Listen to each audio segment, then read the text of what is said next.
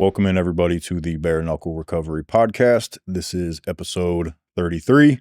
As always, I'm Tommy Streeter. This is Nate Moellering, and we have Mike Sedjo back on today. Mike was on, I don't know, a while ago now. 21, episode 20 or 21. So like 10 or 11 episodes ago, something like that. Sometime 2024. Yeah. Mm-hmm. If you didn't watch it, go back and watch it before you watch this one. So then you can get to know Mike. But he came on and shared his story. It was a very good episode. And he's been begging me to come back on because he had such a great time last time. This is true. That's not entirely true. It's not true at all. We're going to go with that. But we were talking a few weeks ago, and I asked him if he would want to come back on. And so here's Mike. He brought some topics with him today. And so we'll just get right into it. The first thing that we started talking about was how a relapse after any length of sobriety does not necessarily mean failure, right? Right. That's the way that I view it. And I know that unfortunately relapse is a part of a lot of people's story. And you'll hear the sayings of relapse is part of recovery. I myself don't agree with that. Mm-hmm.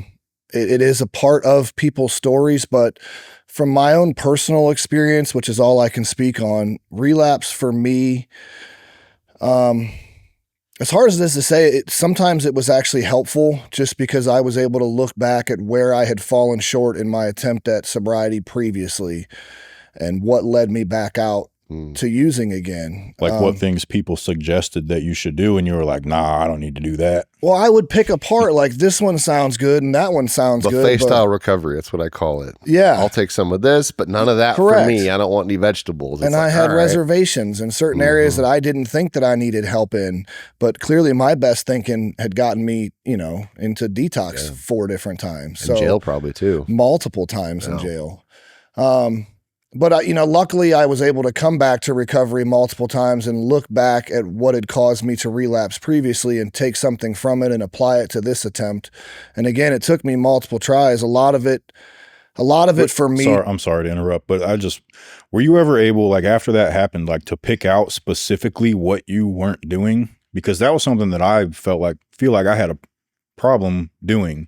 I was. Especially in the beginning. Yeah, I mean, there was a lot of toxic. Things were going so great. Like, what did I do wrong? Yeah, which is not true. I always felt like even when I was using that I still had control, which is the biggest lie I had probably ever told myself.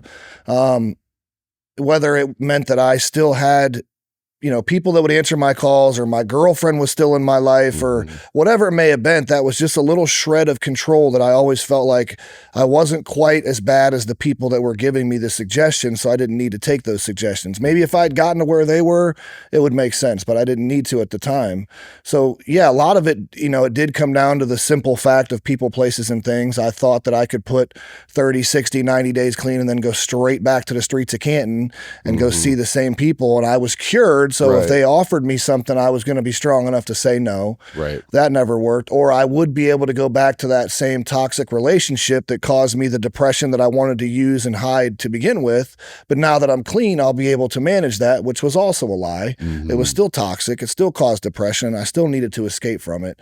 So yeah, I was able to identify certain things. And I mean, ultimately for me, the biggest thing that was missing was like a higher power, just accepting that, there was a reason that I was here. Somebody was looking out for me. I needed to tap into something else, whatever that may be for anybody watching. But my final attempt is when I finally connected with that, and I've been sober almost 8 years since. So yeah, I think it's incredibly important for people to realize that when you do relapse, it is imperative that you get back into sobriety and recovery as quickly as possible. Yes. And, one of the things we talked about was relapse is not necessarily a failure. And basically, I think what we're trying to say is all the work you did in recovery isn't gone. Right. Your sobriety might be gone. And that's where it's important to do what I call when you go back to treatment. And it's important to go back to treatment because then it gives you time to pause.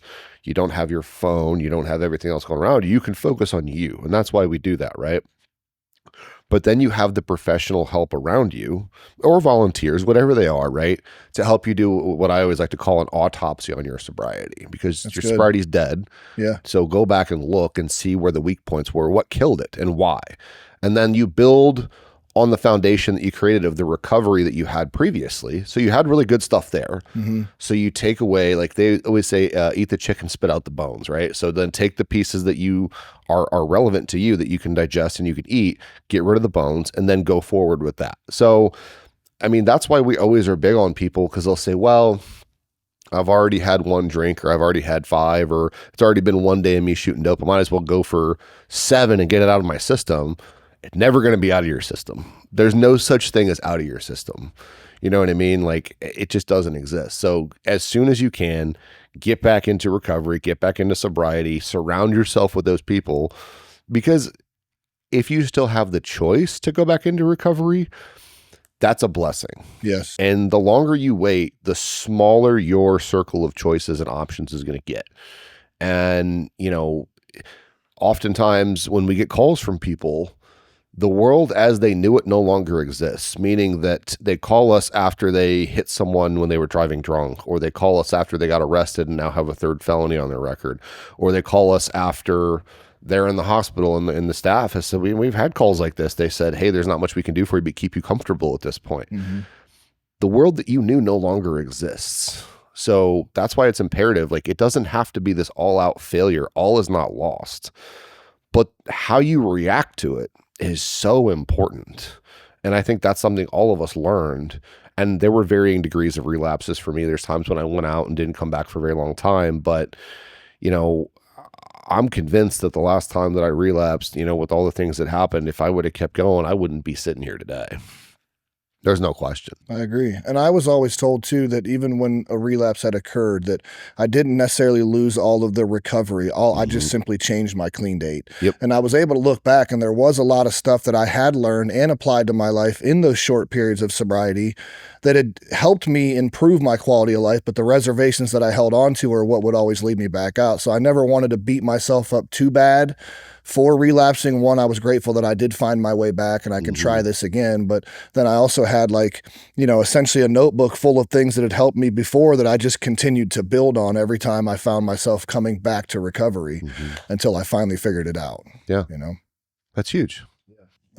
Well, like I said, the first few times that I went to treatment, I guess a big part of it was I always had the mindset that I just needed to get through detox and then I would be fine. So that ended up being a huge part of my problem, because while I was there, I didn't need to work on my mental health at all. My mental health was fine. And the only reason I struggled with my mental, like, I was depressed because I was using heroin. I was anxious because I didn't have heroin. Like, that was at least what I thought. So I never really dove into any of that. And especially after I would get out of treatment, I didn't do anything. I didn't go to meetings. I didn't go to therapy. I didn't do anything at all. So that's probably why it was so hard for me to identify, like, how does this keep happening? Because I still hadn't accepted the fact that I did need help with more than just getting through detox. So that was a big thing for me. But I mean, the first 2 or 3 times that I went to treatment, that was kind of my thought process. But then the last few times after that, I did do like a little bit more. I'd start going to meetings. I'd do a little bit of therapy here and there. I tried, you know, antidepressants, but I never took them consistently like I was supposed to. So then it got a little bit easier for me to actually identify what happened. But that was just kind of the first thing that popped into my mind when you started talking about that, was if you were able to really identify what areas you were lacking. Because for me, that was something that I struggled with. But yeah, I mean, what you're saying is that, and it's true, drugs are like, the disease of addiction is not substance use. That's a symptom. What you're talking about is you kept getting rid of the symptom. You were treating the symptom, which is getting high. The underlying cause, well, and I was always asked that too, right? Because that's what everyone, like the clinicians in treatment centers, that's what they're trying to get to. And my answer was always, I liked getting high. Like, that was it. That was the only problem that I had, was I liked getting high. I started getting high at a very young age, and it just progressed from there. Because, you know, started with weed, that wasn't good enough. Alcohol I never really drank much anyways, but that wasn't good enough. All the other stuff that I experimented with, that wasn't good enough for very long. And then once I found heroin, that was good enough, but I didn't have enough of it ever, which that was the problem, was that I just didn't have enough heroin. Do you think it just comes down to, like, basic acceptance that we are, like, actually broken and need help? Like just like you said, I just liked getting high. My excuse for being a drug addict was like, it started out of sheer boredom. There was nothing else in the town that I grew up in to do besides smoke pot and drink. And then that progressed. But if I could get through this withdrawal, get through the detox and I'm normal. I'm fine. I don't need mental health. I don't have trauma. I don't have any of that. So obviously if I'm not willing to accept that I actually need some real help, then why wouldn't I go back out? Right? Yeah. Do you relate to that in your experience? Yeah, absolutely. Okay. Absolutely. I think everybody does that has struggled with substances.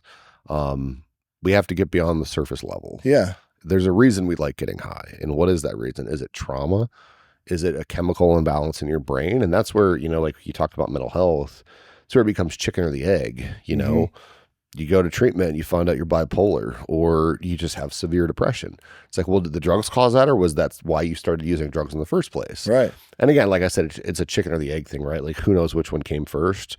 Could be a combination of both. And we know that the more drugs you use, the deeper it's going to drive you into depression ultimately. Yeah. So, getting to the root cause of that, it's extremely hard for a lot of people. And a lot of people don't like to do it because that's where the rubber meets the road. Yeah. Well, and it took me and you too, like 2014 was the first time I went to treatment. 2018 was the last time I went to treatment. And so in that 4-year span, I was in treatment, not more than I wasn't, but I was in and out of treatment 7 times and in sober living homes and, all of this. So it took me a long time to figure that out. But like you just said, and we've talked about this before, but when I think back to the first time I got high, when that euphoria took over, like I had this feeling that I had never actually felt before of like feeling good, feeling happy, not having all of these negative thoughts and emotions. So that's how long it took me to actually recognize that, like 4 years of, at least, 2 years of really trying to look at that and figure out, what the causes and conditions of my drug addiction were. Well, and that's where a great example of the hard work is 12-step. Yeah. Yeah. Most people watching this podcast are going to say, hey, 12-step doesn't work for me. Well, I would venture to guess most people that say that probably haven't worked the 12 steps. And if they did, I would say do it again because apparently it didn't take the first time, because that's what it is, right? You do your 4-step, your 5th step, all these things, you bring out all the things that have happened to you, all the things you've done to other people, and you sift through them, you share them with another person, with God, and then ultimately you have that burden removed from you. There's something to be said for a program that has been free since the 1930s or 20s, whenever it was started. I can't remember exactly. 39. It works for a lot of people. Well, yeah, everyone says it doesn't work. Treatment doesn't work. Like all this stuff, these things that don't work that, like you said, probably haven't tried. If you have, maybe you tried it once. I tried a lot of things once that didn't work, but I kept trying, and they start like, I was playing Nintendo 64 the other day. The first time I tried to beat, Super Smash Brothers, didn't work. But you kept trying. But I kept trying. Right. And then I did it. 100%. And we do the same thing with alcohol and drugs. The first time we drink, it makes us feel sick, but we keep pushing.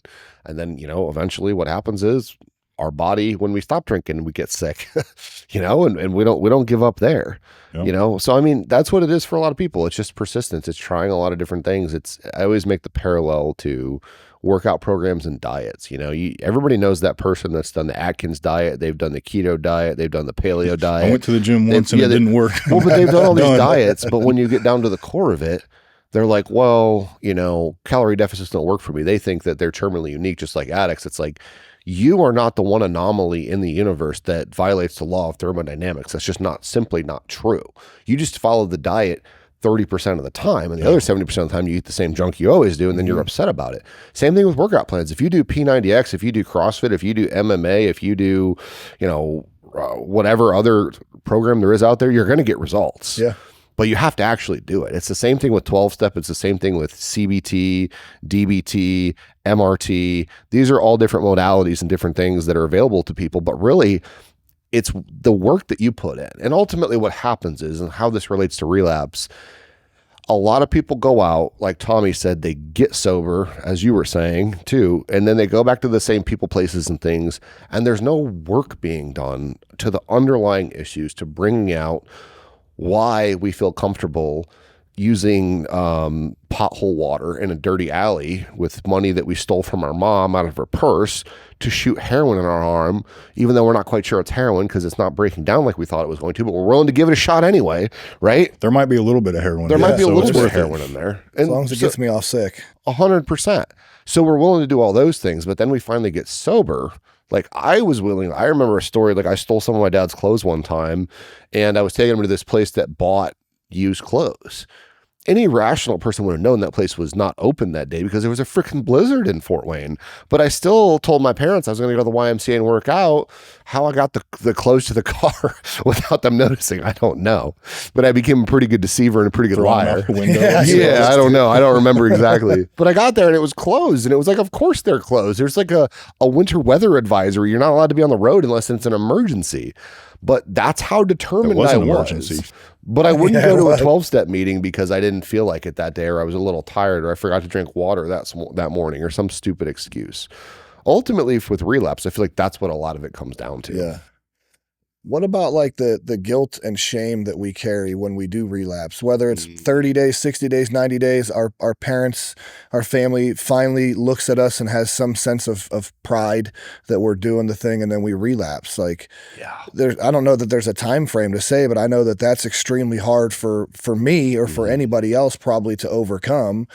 When you've worked so hard, even in a short time, to rebuild the trust from these people that you've hurt to just take it all back away again. It's a very painful thing.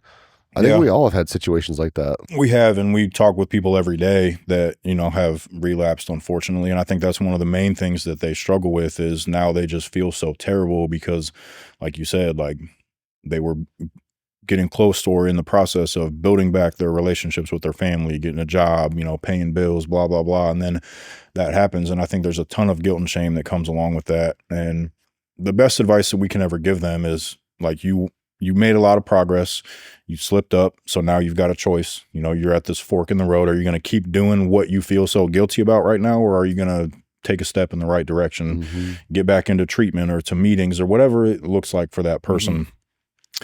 One of my favorite things. So I was talking to Dick Bogus about this one day. We were actually sitting in his office with this guy who he was probably 3 or 4 months sober. He had completed 2 of our programs and then he ended up relapsing, and Dick and I were talking to him. And that's basically what he was saying. Like, I was making all this progress. I don't understand how this happened. And Dick looked at him and he said, well, do you want to figure out why your ass is on fire or do you want to put it out? That's great. I love that. That made a lot of sense to me. Yeah, like, let's not delve into how this happened or why it happened. Like, let's get back up on the horse and start doing the right thing. Let's do what got us to this point in the first place. And the answers usually come. Yeah. As you start to get back on the horse. I think a lot of times what we see, and this goes for people in recovery, this goes for people that are taking, medications for depression or anxiety. They get to this point where they're doing really well. They're back in their family's lives. They've got everything I just said. And then they stop doing a lot of the stuff that helped them get to that point in the first place, or they're feeling good now. So they're able to convince themselves that they don't need this medication anymore, even though all that work that they put in, the therapy, the meetings, all this stuff, going to the gym, like that's why you've made the progress that you have, or this medication that you've been taking. That's why you feel good now. That's why your brain is producing a little bit of dopamine now and you're able to not, overreact to every little situation. It's because of all of that stuff you were doing and then you stop doing it. Well, it's no wonder that you've relapsed or that you're not feeling good now. Well, and I think every family watching too would rather, or would say the same thing. They'd rather see that child or that loved one try again and again and again, whether it's 30 times, than to just accept defeat and lay down. Well, because that's failure. Like we're talking about how relapse is not failure. That's failure. When you just give up, that's when you fail. Yeah. Yeah. Yeah. No, I mean, that's so true. We always like to talk about how, addiction isn't a choice. No one chooses to be an addict, but relapse, recovery, and continued use, those are choices. Correct. And that's what we're getting at with relapse. It's not a failure. It's like you can stay in it or you can take the steps to get out of it. And it's painful, but it's far less painful to own up to it and take the steps to get out in the long term than it is to drag it out. And one thing I see is people are often hesitant to be honest with their family or their sponsor or their treatment program about their relapse because they're like, well, things are going really good with everybody. I don't want to ruin it. You don't want to build a relationship or a future based on a lie, right? Because it's going to come out. And then what are you going to do? Because then every time, whether you're doing good or not the next time, they're not going to believe you. And they're going to be, so I mean, and that's what we talk about when we tell people, like, we take hostages as addicts, we take people hostage, is because the people that love us so much have this bond with us, and we're being disingenuous with them because we have this bond with this substance that we value more than we value them. And they don't even know we're choosing it over them, but they're putting everything into the relationship while you're putting in 25%, giving 75% of covering up your tracks, no pun intended, right? But you're really spending all your energy into this, and you're emotionally unavailable, and you're stealing their time, their energy, and their effort. If you relapse, own it. Yeah. Own it, dude. And that's the thing, is I've never gone to an AA meeting or an NA meeting and told people I relapsed and them giving me crap for it. They're always like, glad you're here. Yeah. Think about the people that have the courage to stand up and accept that white key tag again. Yep. Like they damn near put on a parade for these folks. They're so proud of the courage that it took to stand up and accept that you had fallen, but that you're getting back up, rather than just asking, where is so-and-so? He usually sits right there, you know? Yeah. Well, just one of the other things that I was thinking about, back to me specifically relapsing, and how I was talking about how I just sometimes didn't understand. Part of the problem was I'd go to treatment and I would go back to my mom's house, which is where I am the most comfortable place in the world for me. So that's kind of one of the other reasons that I just didn't understand, like, how could I be here in the most supportive environment possible? Obviously, knowing what I know now, that's not the case. Not that my mom and dad aren't supportive, but me just being there in general was not good for, it wasn't good for me. It wasn't good for them. But at the time, I just couldn't wrap my brain around how I've been sober for a month or 2 months, and then I go back to my mom and dad's house, and as soon as I go back to their house, I get high. And a lot of it comes down to that euphoric recall. We've talked about that before. I've talked about how one time specifically when I went to their house after I got out of treatment, I walked in the front door, and it was a house that they hadn't lived in for a super long time. I was not there when they moved into the house, but I was able to come there for a little bit to detox, and that obviously didn't happen. So the month that I lived there, all I ever did was I was either getting high, stealing from them, or laying in bed sick, like a month, maybe 2. And as soon as I walked in the door, I got all sweaty and started getting shaky, and like just immediately felt like I was withdrawing again. And at the time, I had no idea what was going on, but I ended up getting high that night. But again, that goes back to people, places, and things. Yeah. That goes back to, one of the other topics that you brought, just what I wish I knew. And that can go in a few different ways, and we don't have enough time to jump into that right now. But that was one of the other things that I thought about.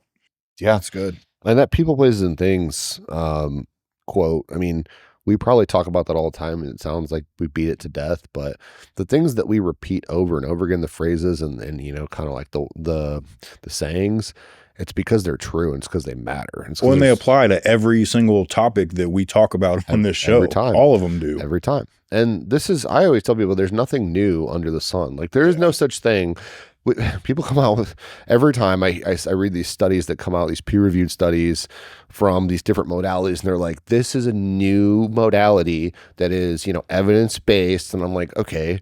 And I usually read it, and it's like, oh, it's the 12 steps. They're like, no, it's not the 12 new. steps. You and took I'm like, something from this, you took something I'm like, these are the this. principles that are in here right now. And they're like, that's not it. This is scientifically medical-based. And I'm like, okay, well, there's really nothing new. Like, you think it's new. You put a new name on it and a fancy label, but it's really not. So that's why we repeat that old wisdom. And it sounds cliche sometimes, and people probably roll their eyes when we say those things over and over again, but they're so true. And the proof's in the pudding. Like, we know hundreds, if not thousands, of people that have used these simple things to get into and stay in recovery. And that's the other thing, I think, for a lot of people that relapse. It's like, you relapse oftentimes because when you get into recovery, we always say the only thing you have to change is everything. And people want to just change one thing, which is their substance use, but they still want to cheat on their wife. They still want to gamble all their money away on DraftKings. They still want to, you name 20,000 different things, right? That they still want to do. They want to have their cake and eat it too. Still want to hang out with all their friends that hang out on the corner all day, drinking, getting high. You can't do it. You really can't. It's true. I mean, you can, but then you're going to relapse. You're going to learn the hard way, which most people do. I mean, unfortunately, I certainly had to. You did. Yeah, I did. But that's the thing, is like, you don't have to. No, especially if you're watching this. Like, take our word for it. Like, we learned a lot from those things, but if there's one thing that I regret, it's all the heartache and the pain that I caused the people that I cared about the most, and to the people that I don't even know. Like, there's plenty of people whose toes I stepped on in various ways. Some ways I might not even be able to know. But just as like a community and as a society, you know, like having people who spend their entire day out stealing from department stores to get money up to go get high, that causes problems. And we've all done it, you know? I guess that's one of the things in recovery too, is like, we talk about constant thought of others, you know, and that's what addiction in a nutshell, in a lot of cases, is our obsession with feeling better because we don't feel right. And so we think there's something outside of ourselves that we're going to put into our body in some way, shape, or form that's going to fix all our problems. And it's just simply not true. It's good. Yeah, it is. We hope people are listening and, you know, that they're taking these things to heart. And we know this isn't like the most sexy stuff in the world. And we know that. But if you want that stuff, like, you have to do the boring things. We talk all the time too about there is no freedom without responsibility. You know, like, look, if you show up to work every day and you do your job and you do it well, and you make sure you get your paycheck and you do things responsibly, like, you know, pay for your health insurance and your car note and all these things, you get a lot of freedom out of that, right? As opposed to having to wait for your food stamp card to come in the mail and trying to get a bus pass and ride the bus or get a ride somewhere. That's hard.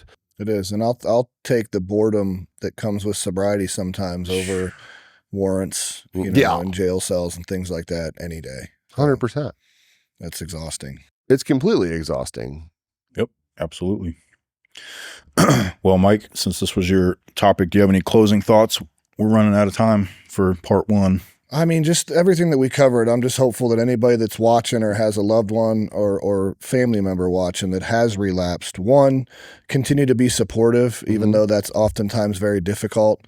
And if this is speaking to you directly, you know, reach out now. Like, don't wait until it gets worse. I know in my experience, when I did go back out, it was progressively worse every time. And it became even harder to pick that phone up or do the right thing. And when I would show up, I had less and less and less. And I mean, not just belongings, but people that were there to support me and will to live, you know, so please, you know, you're not a bad person because you've relapsed. It doesn't mean that you've necessarily done anything wrong. There may have just been something that was missing, you know, the first time around, but we can still figure this out. And that's what we're here for. Yeah.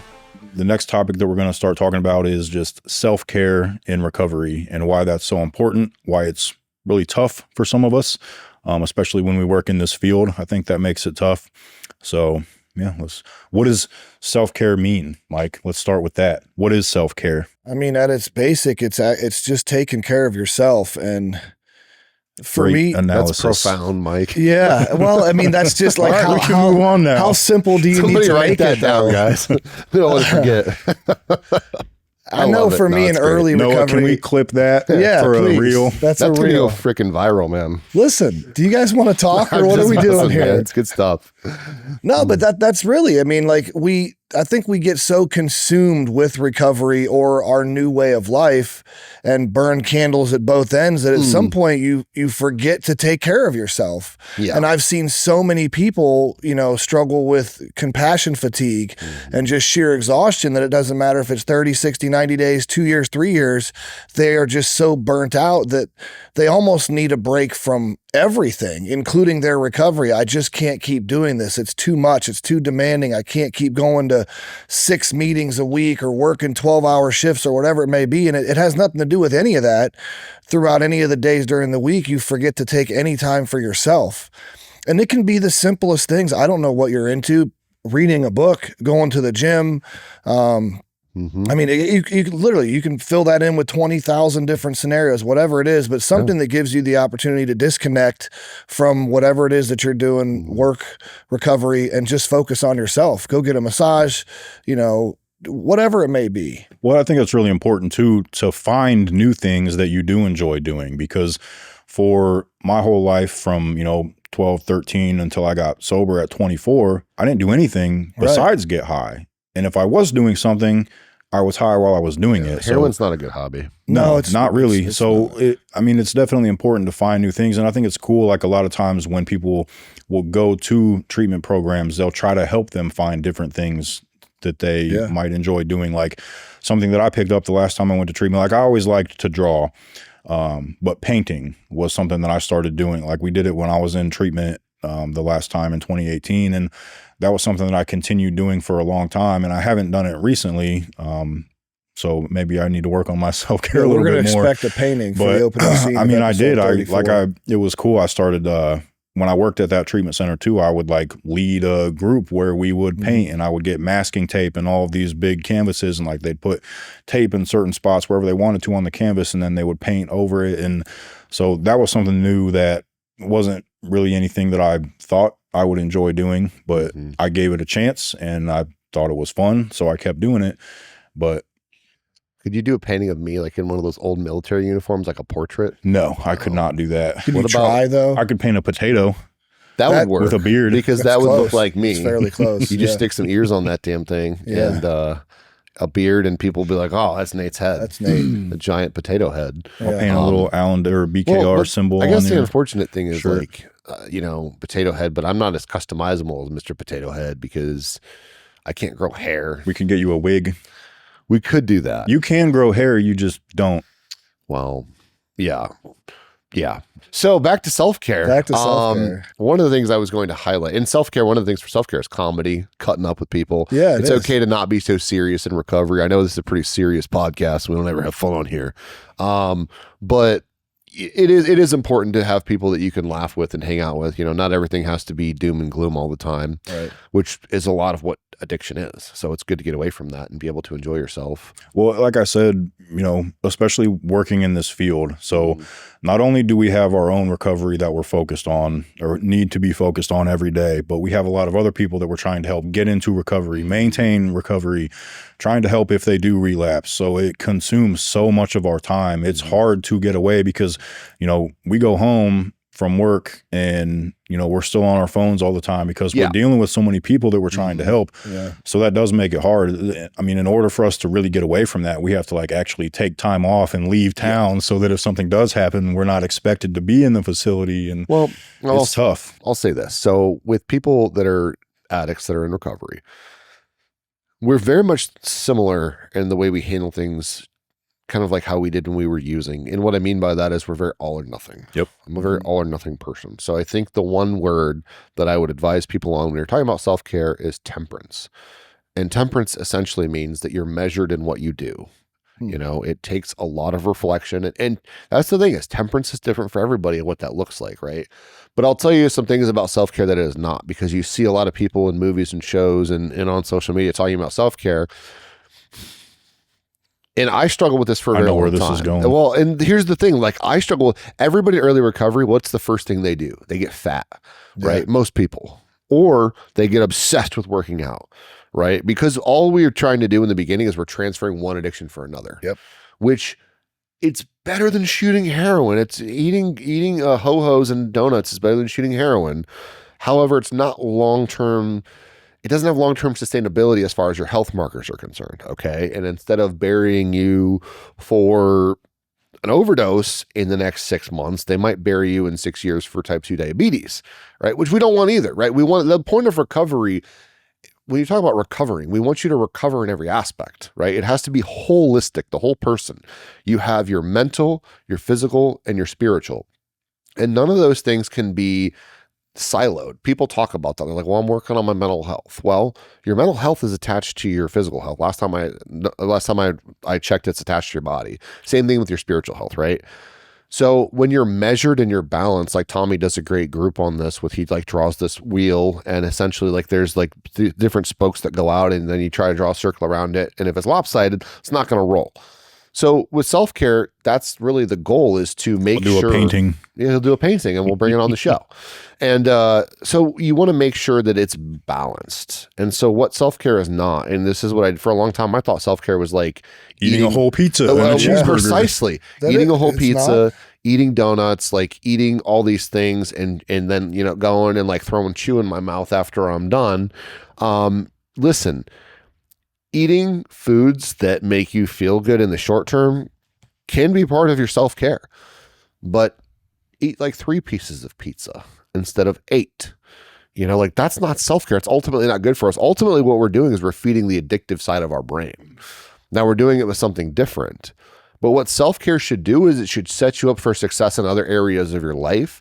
It should replenish you and not to make you feel sluggish the rest of the day so you can barely function. Because then if you start to slide too much into those things, you start to harm yourself in other ways. I feel like you're trying to take away my cheat day. I'm not. Well, no. Well, listen, here's what I would say to you. You can have a cheat day, just don't call it self-care. Yeah, it's not self-care. Self-care is the day you're detoxing after your cheat day where you're drinking your wheatgrass smoothie and doing cardio. So what I tell people is like, instead of having a cheat day, have a cheat meal. 1 cheat meal. And if you want, have 2, but spread them out. Have 1 on Thursday, 1 on Sunday. And that's a way that you can kind of do that where you're still indulging a little bit, which is important. It's important to enjoy life. You don't have to be a prude and take a scale everywhere you go and eat only lettuce and chicken, right? Like that's if you really want to live that way, that's fine. But that also defeats the whole purpose of the balanced lifestyle. Right. And that's what we're at risk at when we're addicts is we become obsessed with things. Like this is the new greatest thing that's going to make me happy. And if I do more and more and more and more and more of it, I'm going to feel better and better and better and better, which is not true. The universe doesn't work that way. Like overindulging, no matter what it is bad. Even overindulging, and some people are going to hate this, overindulging in recovery can be a bad thing. Yeah. I know people that go to 2 meetings every single day.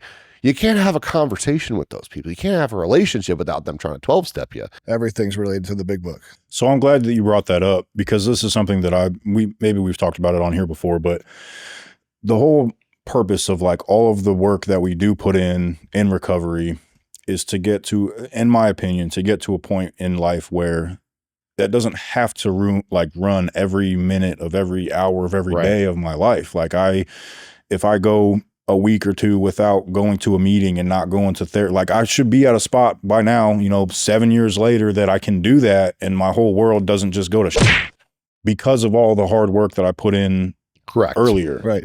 So I don't know. I mean, again, there's nothing wrong with going to a meeting every day. If that's what you're doing and it's keeping you sober, that's great. But for me, I just feel like the whole purpose of working the 12 steps, not just once, maybe not even just twice or 3 times, as many times as you need to, but doing all of that on the front end so that you can get to a point in your life where I can now deal with all of these other, negative things going on in my life without having to immediately go to a therapist or go to a meeting or, do whatever, because I've gained the tools and learned how to use them that I can deal with this stuff now. I mean, that's just my personal opinion. Recovery is getting yourself to a point where you have the ability, the space, and the time to respond to people in a healthy way. Yeah. Because that's what recovery is. It's constant thought of others. And I know that kind of, contradicts a little bit what I said before about stopping doing all of the things that helped you get to that point in the first place. So like, I'm kind of torn when it comes to that topic, but I think for me personally, I don't want that to be my whole entire life. No, it doesn't have to be. Like what you should be, what treatment is designed for. It's about balance. Well, it's literally a taper of structure is what we're talking about.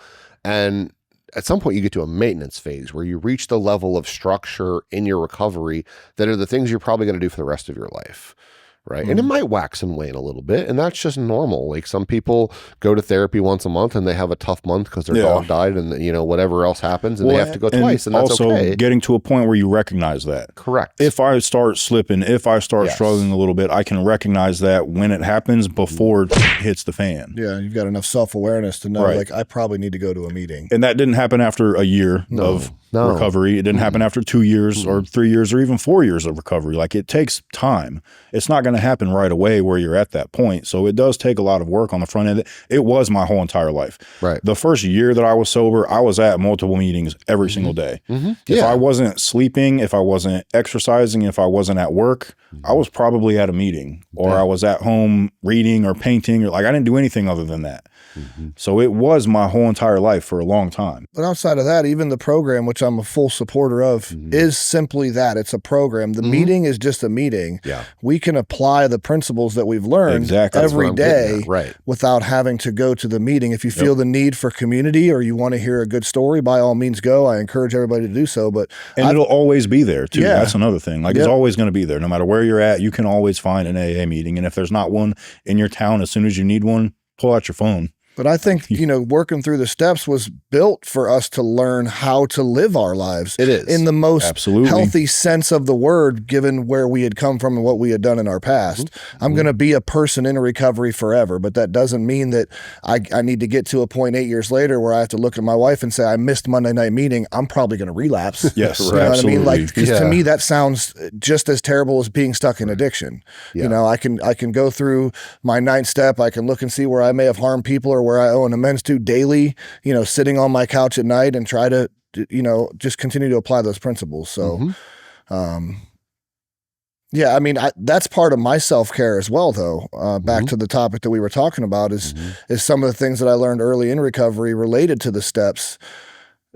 Taking care of myself also means trying to free my mind of any harm that I may have caused that day, intentional or unintentional. Even if I just cut somebody off or said something that I probably shouldn't have said, being able to recognize that, reach out and be like, hey man, I was kind of a dick today. I'm sorry. I was going through something, whatever it may be. But that helps me and helps my mental health, before I go to bed. I made an amends. Our relationship's going to be fine because I did apologize and it was received. And, it helps me decompress a little bit and relieve some of the stress that I took home from the day. So just, I can still work the steps and relate those to my self-care. Yeah. I mean, the program is in a nutshell, it's the Serenity Prayer. Yeah. It's what it is. What about, like, as far as self-care goes, I don't know about you guys, but the things that I liked before I, burned my life to the ground might not be applicable after. So like being open-minded to things that you never thought you were going to like. Painting. I never painted. I never thought that I would like that. If somebody had given me that opportunity in treatment, I might be a painter right now. I might not be on the show because I'm at the Met presenting my latest. Dude. Yeah. I'm just saying that it doesn't always have to be the exact same stuff that you liked before or what you knew or were grown up with. There's so many cool things out there that we can experience. Maybe we go, what is it? Spelunking? Yeah. Hey, my brother does that. Maybe we do that. I don't know. My brother and his nephew do that. Just don't limit yourself to like self-care has to be going to the gym or doing yoga or, playing an instrument. Like there's so many things, whatever helps you decompress. You enjoy and like you said is still healthy for you. Yeah. And it's for you, something that's specifically for you. I'm not doing this because my wife loves it because it takes away from, this is for me. And that's the other part of what you're talking about, which I think there is self-care in service to others. I think that's one of the things that most people don't understand. And I think that a lot of people miss in their recovery. And that's where you get somebody, what we would call a dry drunk, which means that you're not drinking, but you behave in the way that you would when you're drinking, as in you're grumpy, you're not fun to be around. And a lot of that, again, has to do with the focus on ourselves. So that's what we're trying to say is like self-care is super important. But it's not a selfish thing. It's actually, in my opinion, it's a responsibility thing, because my self-care of like eating right, making sure I get enough sleep, making sure I exercise, making sure I do my daily meditations actually sets me up to be helpful to my fellows. Yeah, of course. Which is like the most important part of recovery. And ultimately the byproduct of that, like the happy byproduct of that, is that I feel better. So when my focus is rightly sized and it's on the right things, good things come back to me. Now, not to say that you can't do everything right and somebody might still cut you off in traffic or like slam into you and T-bone you on accident. That could happen. But that's just because we live in a world full of other people who don't necessarily take responsibility for everything they do. And you can't control that. And that goes back to the Serenity Prayer, which for those of you who don't know, it is, God grant me the serenity to accept the things I cannot change, the courage to change the things I can, and the wisdom to know the difference, which it sounds very simplistic, but it's ultimately very freeing. It is. You're just trying to focus on what you can change, right? And you're giving up control of things you can't. And I feel like that's a lot of what self-care is. You're controlling the controllables, and you're giving up the things you can't. Do you ever get to a point where you can tell that you've lacked on your self-care, and whether that means that your temperament is raising or your 100%, 100%. Are you able to identify that, like, I haven't taken any time for myself, or are you usually looking for other areas that may be causing that stress? Oh, I could tell for sure. Like Yeah. I don't sleep as well. Like my blood pressure goes up. Like I get grumpier. I don't like I handle big things pretty well, but I know that I'm not working my program solid like I need to and keeping my mental, physical, and spiritual stuff in check when stuff like dropping a spoon on the floor when I'm making a smoothie launches me into a swearing tirade. What about if Crumble Cookie delivered something and they had removed the topping off of the cookies before it got with that? That's dangerous for everyone, yeah. Especially if I'm not been doing my programming. No, I mean, I don't really the eat Crumble driver. Cookie anymore. Yeah. So, I mean, but no, I mean, I mean, what I'm getting at essentially is like, that's how I know that I'm out of whack on my self-care. And I mean, the point was like, you can take self-care serious or not. At some point, it's going to become serious. Like it's going to start to affect you and everybody around you if you don't take time for yourself. And that puts your recovery in jeopardy. It ultimately does, because the day people relapse is usually not the day that like their loved one dies. It's the day that they stub their toe and their shoelaces break and their tire's flat. I was going to say a flat tire. Yeah. They get written up at work because their tire was flat and their boss didn't believe their story because they've probably been late 5 other times because their self-care sucks and they're oversleeping, whatever it is, right? And then you just get a case of the effets. So that's what self-care keeps us away from, right? So you talk about relapse, halt, hungry, angry, lonely, and tired. Didn't they add another one? S, is it sad? I don't remember. It's like halts. Yeah. It's like hungry, angry, lonely, tired, and sad. Which if I'm hungry, I'm pretty sad. But Yeah. actually, I'm And angry. angry. Yeah. I'm hangry and I don't know. So, but anyway, self-care keeps you out of those categories. It really does. That's what it is. And that's what a lot of recovery is. But that's what goes back to what you were talking about, where people will go through a treatment program that what a lot of people would say, well, it controlled every aspect of my life and made me do things I didn't want to do. And that could be true. But the one thing that it did do for you that you wanted was it kept you sober. Yeah. So it did work. It worked while you worked it. But when you get out, the gradual tapering off of structure is a good thing. That's maturity in recovery, right? But it's when we go back to the idea that we're very all or nothing. So you're all Captain Recovery one day, and then you wake up the next day and you're Captain not recovery. And that's when you relapse, right? And so that's why like this self-care, it keeps you in that mindset where it keeps you in a place where things are sustainable, where you don't run yourself completely ragged or down to the nub. So another branch of this that I want to talk about, we have a lot of families that watch this show who have loved ones who are struggling. Yeah. Self-care for them. Oh, so important. That was something that my mom especially struggled with for a long time. As you guys know, my mom has MS, and that completely took a back seat. Her health completely took a back seat to me, you know, and all of my, when I was using and going through treatment and getting in trouble, she wasn't taking care of herself at all. Yeah. And so we talk to families all the time now about how important that is. So I think that's just another topic that we should at least highlight while we're talking about this, how important it is if your mom, dad, spouse, you know, whoever dealing with somebody super close to you that is struggling, how important it is for you to make sure that you're taking care of your physical, mental, and spiritual health as well.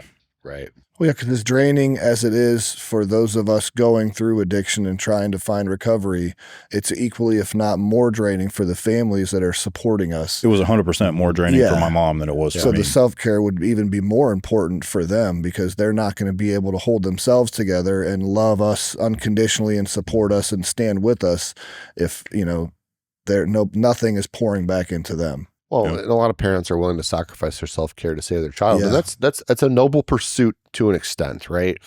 But where it becomes a problem is the person you're sacrificing it for is not making any sacrifices. Right. You're carrying all the water of sacrifice. That's where it's time to put boundaries in place and say, I can't do this with you anymore. Because I remember my parents, they weren't sleeping. I mean, they were missing work. I mean, they weren't eating. That's dangerous territory where you are going to cause yourself a stroke. And I know a mom who went through so much stuff with her son that she literally had a stroke, and she was not an elderly woman by any means. She's probably in her 50s and she had a stroke, and she's a healthcare professional too. Now, luckily her son's doing very well and she stood by him, which was fantastic, but she put herself in a tough position and the stress nearly killed her. And that's not to say that like there's a way to give up all the stress, but it's funny actually. But when I was grabbing lunch before I came here, I ran into a family of someone that we all know, and the person's not doing well, but the parents are doing so much better. And they said they're doing so much better because they go to Al-Anon. They've been going for 5 years. And for those of you who don't know what Al-Anon is, it's for people who have a loved one that suffers with alcoholism or addiction of some sort. And you go there thinking that you're going to learn how to fix your loved one. But ultimately, like they kind of sneak up on you and it's like, oh, this is about you. This is about you. That's real. And your reaction to this and your ability to close off their ability to pull you into their crazy show and ruin your life. Like you're going to get healthier because by you getting healthier, you're going to set the example. And then you're really going to be there for them when they do want help. That's one thing for a lot of families that I want them to take a strong look at is like, is your self-care suffering? And if it is, and the person's really trying for a period of time, I understand making short-term sacrifices. That's totally appropriate. And, you know, I've talked to a lot of parents and they would do anything for their kid. And that's so noble. It's so awesome. That's a great parent. But you can't let them destroy not only your life, but your physical health, your mental health, your spiritual health. When they're absolutely doing nothing, my parents would always say, Nate, we are exhausted. We're working so hard and you're doing zero work. And they had to say, can't do it. Love you. Can't do it. You were doing a lot of work though, stealing your dad's clothes. Well, that's what traveling I mean, through dude. blizzards. Oh, dude. You were working. Just I was like direction. freaking Lewis and Clark, dude, in one person going out there to score dope. You know what I mean? Like fighting off bears and all kinds of stuff. But the one thing I wouldn't do was reciprocate their love through action. That's ultimately what love is. And that's what gratitude is too. And they're kind of one and the same. Because people are like, well, what is gratitude? What is love? Well, it's action, and it's doing things for other people that they ask us to do that's important to them. And my recovery was incredibly important to them, but it wasn't important to me, and that was the problem, right? Like I said, we have this secret relationship that we pour all our energy into, which is drugs and alcohol. And sometimes it's not so secret, but it can't be one way. Yeah. And that would be not my only, but that would be my primary caution to families is if you're sacrificing everything for this person and they're doing absolutely nothing, oh man, it's time to set some tough boundaries. Well, and I mean, I was going to say this a minute ago. You said something about how, you know, all of these parents would do anything for their kids. And we know that that's generally true. Mm-hmm. Well, will you set boundaries for them? Because that's what it took for me. That's what my mom had to do. That's what your mom had to do. Like that's what our families had to do. Mm-hmm. So if you would do anything for them, there's going to come a point in time, most likely, where you're going to have to do that. And it's going to be a lot harder than it is to just give them $5 and tell them to go get something to eat, come back when you want to take a shower or whatever. But that's what my mom had to do. And she will, you know, she says it's the hardest thing that she ever had to do, but that's what ultimately look at the result. Saved my life. Yeah. Well, that's why I'm a huge proponent of, if you can't hold the boundaries yourself, but you know they're doing something that could get them in trouble with the law, don't be afraid to call law enforcement and get them arrested and put in jail and put in the system. And some people are like, oh, the system's terrible. Listen, them being on drug court or on probation is better than them living in your basement and shooting heroin and you going down and feeling their pulse every hour and Narcaning them 3 times a week. I'm telling you, dude, like you have to outsource the accountability. You cannot hold your kids accountable for their drug addiction. You just can't do it. And we've talked about it 100 times, but your job is to be mom, dad, husband, wife, whatever. It's not to be the probation officer, the counselor, the sober living manager, the detective, you know, the sponsor. Well, and it's tough too, because a lot of parents, as we know, as our parents did, they feel some sort of responsibility for it.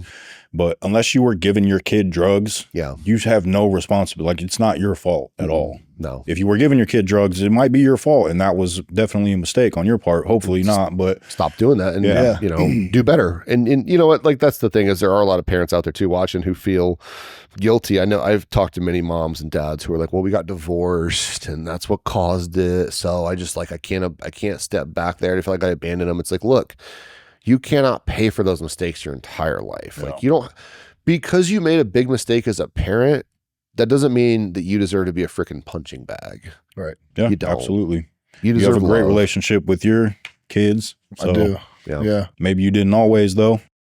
No, I didn't. I mean, there was a 5-year period of time where, you know, my son respectfully didn't want anything to do with me, you know, Yeah. and I just had to wait patiently until we got to a point where he was at least open to a conversation and I was able to make amends, and our relationship is stronger than it's ever been now. It's beautiful. Talk to him every single day. Love that. Yeah. All right. Well, we are out of time for episode 33. Mike, thank you for joining us again. Thanks for having me. I mean, you drove 5 hours to get here, so you must have really wanted to come on. I was unlike that you said excited. earlier, I've but- actually been in the parking lot 4 or 5 hours waiting on you guys to Taking get a here. nap in his car. Yeah. They came out in Narcan and they thought he was OD because he was passed out. Yeah. Well, in conclusion, relapse is not failure. Work on your self-care. Feel free to reach out to us if you guys have any questions, and thank you for watching.